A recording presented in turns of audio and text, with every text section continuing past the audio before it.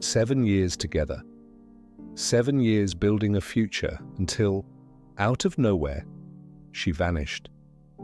No explanation. No message. Just gone.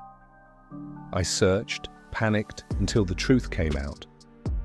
And when I found out where she was and who she was with, everything fell apart. Now I wonder, were the signs there all along? Did I just refuse to see them?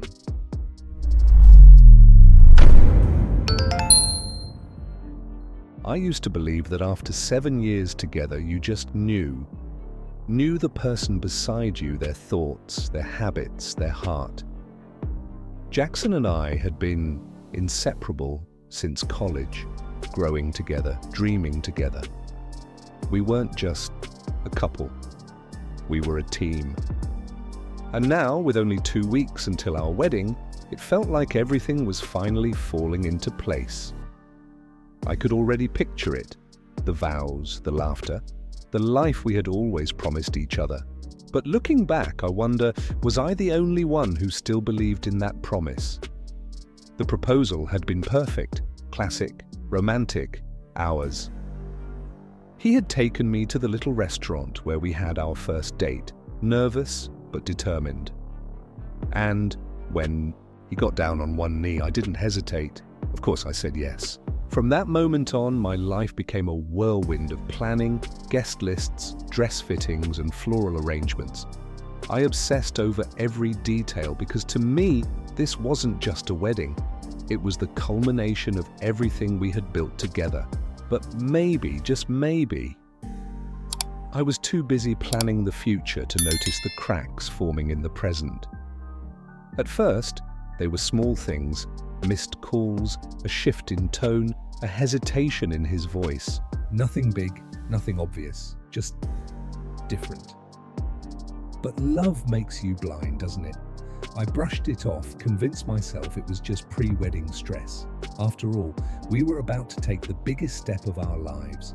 Butterflies were normal. Nerves were normal. What wasn't normal was the way a tiny voice in my head kept whispering, "Something's off." And yet I ignored it. I told myself stories, that he was just tired, that we were both overwhelmed, that love, real love, was unshakable. But looking back now, I wonder, was I ignoring the signs? Or was I just too afraid to see them? The night of the proposal still played in my mind like a scene from a movie. Jackson had chosen the perfect setting, our little Italian restaurant. Dim light, soft music, the place where everything started. When he slid the ring onto my finger, I saw it in his eyes. Love, excitement, certainty. And I felt it too. I never doubted us, never questioned if we were making the right choice. We were meant to be. That's what I believed. That's what I told myself as I threw myself into planning, making sure every detail of our wedding was flawless. I spent hours searching for the perfect venue, the perfect dress, the perfect moment. We settled on a beautiful garden ceremony, sunlight filtering through the trees, the scent of fresh roses in the air. I wanted it to be unforgettable, magical, a day people would talk about for years. And Jackson, he smiled, nodded, agreed with everything I suggested. He told me I was beautiful when I got lost in my bridal Pinterest boards. He held me close when I stressed over the seating chart. He seemed like the perfect fiancé. But now I wonder, was he just playing the role? There were moments, tiny, fleeting moments, when I felt like I was the only one truly in it. He started missing vendor meetings, brushing off my excitement with a distracted, "Whatever makes you happy, babe." At first, I didn't question it. I told myself he trusted me, that he didn't care about napkin colors or floral arrangements. But it wasn't about the wedding. It was something deeper, something I didn't want to name, a distance forming between us, a space I couldn't seem to close, no matter how tightly I held on. I convinced myself It was nothing. After all, weddings were stressful. Cold feet were normal, right? I told myself once we said, "I do," everything would feel right again. But deep down, a question was starting to form, a question I wasn't ready to ask. Was he still as sure about us as I was? At first, I barely noticed the shift. It started small. Rachel cancelling dinner plans, saying she was exhausted from wedding stress. I believed her. Of course I did. We were days away from the biggest moment of our lives. Stress made sense, but then the excuses piled up. The girls planned a last-minute night out.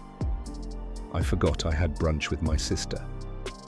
"I'll call you later." And yet, she never did.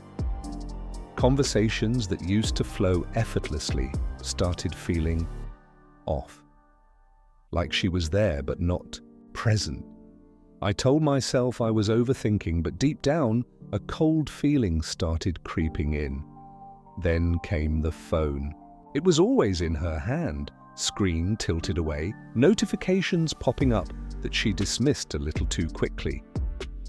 I wasn't the kind of person to invade her privacy. I never had a reason to.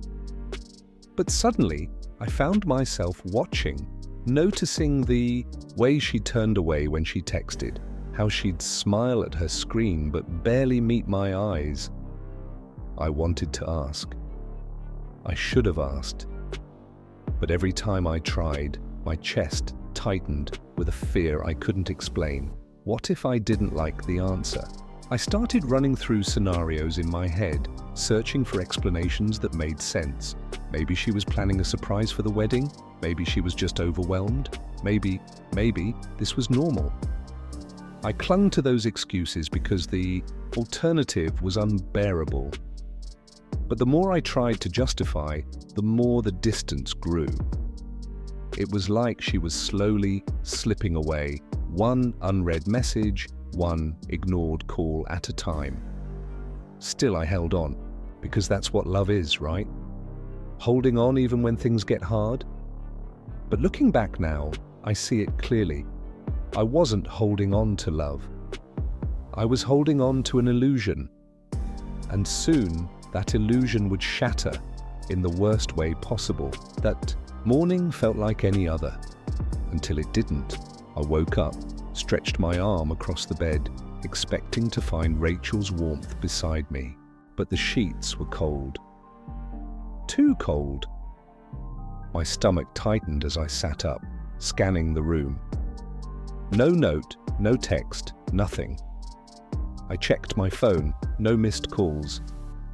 Just an eerie silence that settled deep in my bones. Maybe she had stepped out for coffee, gone for a morning walk. I told myself that, tried to believe it, but something felt wrong. Hours passed, and the excuses I made for her started falling apart. Calls went straight to voicemail. My texts sat unread. Panic clawed its way into my chest. I reached out to her sister. Nothing. Her mom? I haven't heard from her either. My mind raced. This wasn't normal. This wasn't Rachel, or at least it wasn't the Rachel I thought I knew. By midday, my worry turned into something darker.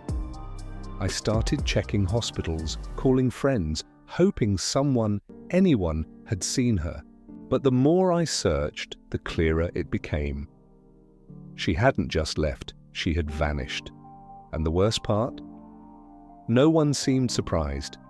Her best friend stammered through excuses, her voice hesitant, almost guilty. She's probably just taking some space. Taking space? Days before our wedding? That's when the truth hit me. She didn't just disappear, she ran. I sat there, gripping my phone, heart pounding. My fiancé was gone, and I had no idea why. But the answer was coming. And when it did, it would break me in ways I never saw coming. I must have refreshed my messages 100 times, hoping for something, anything, that would explain why Rachel had disappeared. But there was nothing. Just silence.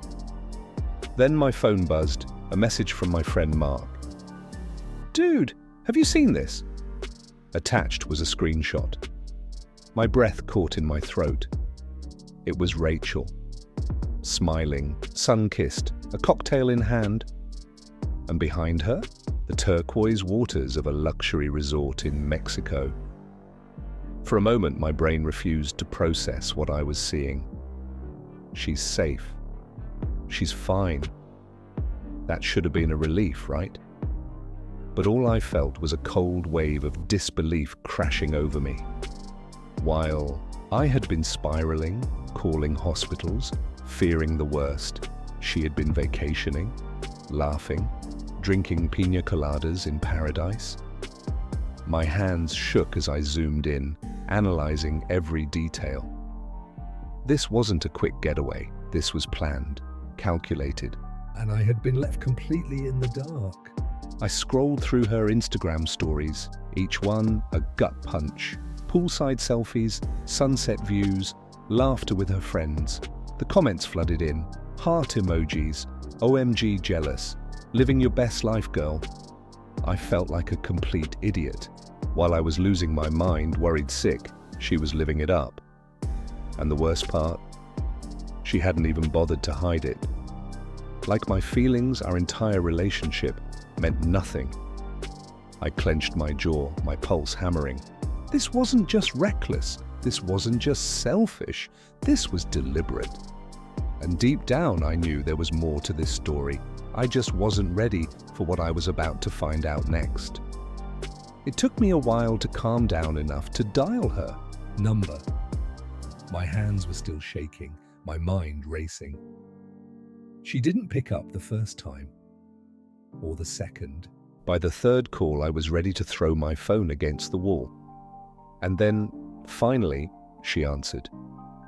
"Hey," she said casually, like nothing had happened. Like she hadn't disappeared. Like she hadn't left me drowning in confusion while she sipped margaritas in Mexico. I didn't even know where to start. Where are you, Rachel? My voice was tight, controlled. She sighed, exasperated, like I was the problem here. "Relax, Jackson. I just needed a break. It's not a big deal." Not a big deal? My fiancé vanished days before our wedding. Ignored every message, and I had to find out through a damn Instagram story that she was on vacation. My heart pounded, my vision blurred with rage. But she didn't care. I could hear it in her tone.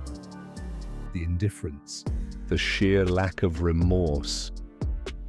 "You should have told me," I said, my voice low. "You let me think something happened to you." She scoffed.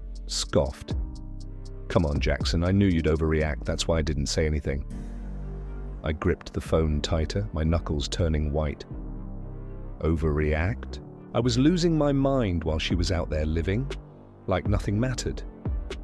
Like I didn't matter. The woman I was about to marry had turned into a stranger overnight. I wanted answers. I wanted an apology. I wanted her to say something that made sense. But deep down, I already knew I wasn't going to get any of that.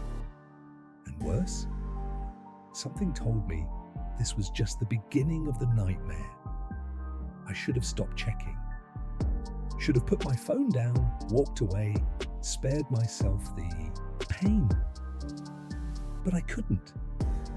Something inside me refused to let go, an instinct, a gut feeling that there was still more to this story. And then it happened. Another message, another screenshot. This time, it wasn't just Rachel laughing by the pool. It was Rachel holding hands with someone, and not just anyone. David, her ex. My body went numb. I stared at the image, my mind struggling to catch up. No, this has to be a mistake. But the proof was right there. The way her fingers laced through his. The way he leaned in close, whispering something that made her smile. That smile, the same one she used to give me. I felt sick.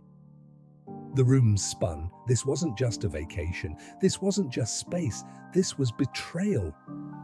I scrolled furiously, searching for more, my heart hammering in my chest. And there it was. Another shot, another angle.